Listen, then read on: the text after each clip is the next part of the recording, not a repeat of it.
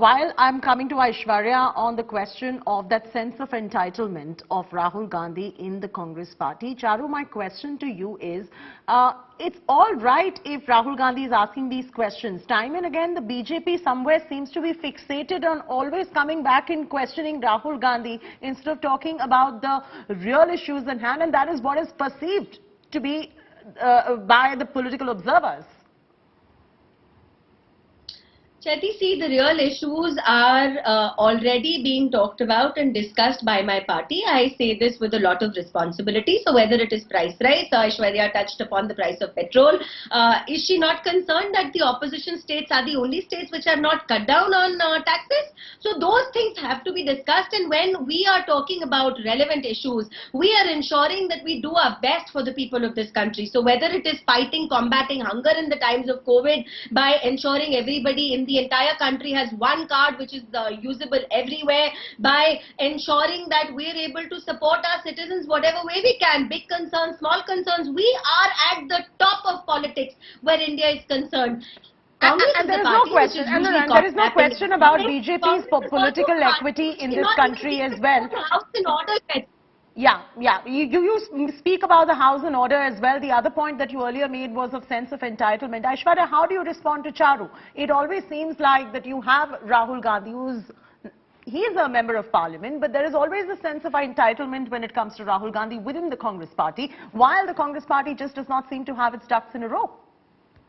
It is not about a sense of entitlement, Chetty. Let's be very honest. Yes, we do talk about him as being a very good parliamentarian. And when you look at Wayanad, whether it's disaster relief for the sort of work and his MP-led funds being used, he's been extremely proactive as a parliamentarian, one. And second, you do realize that he is the former president of the Congress party. And there is a natural deference towards him. And a majority of Congress workers, irrespective of all the people who will come out and give you fancy op-eds but have not won elections in decades, irrespective of all the commentary that comes from there, every Congress worker has a natural respect and deference for Mr. Rahul Gandhi, because we believe he is our leader. He has opened up a democratic process for Congress party elections this year, and that will happen.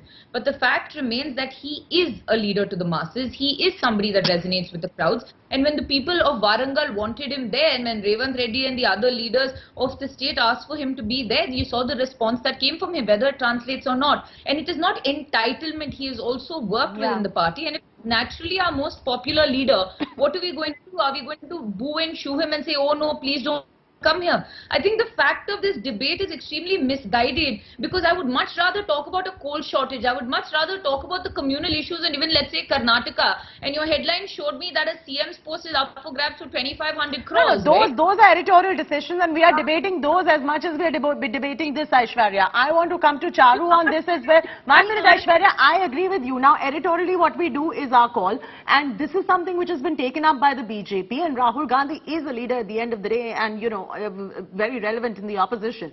Charu, also Prime Minister Modi's video saying, oh my God, has gone viral. Do you feel that even he was caught unprepared somewhere, and that the BJP is overlooking that but focusing on someone who's not even a slight risk to their political equity in this country?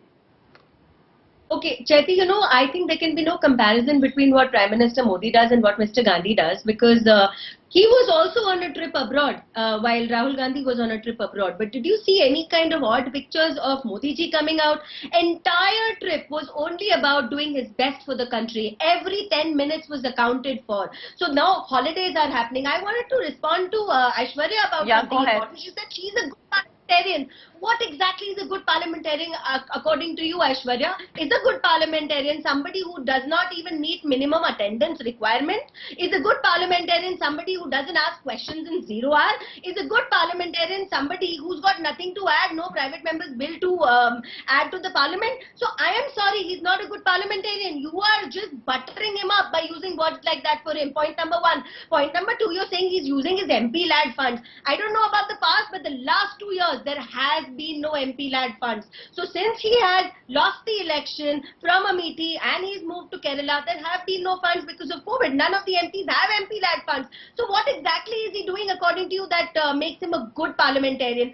Please, if you want the level of politics in our country to rise, you have to look at people with open eyes and judge them for the work that they do, not the work that you dream that they do.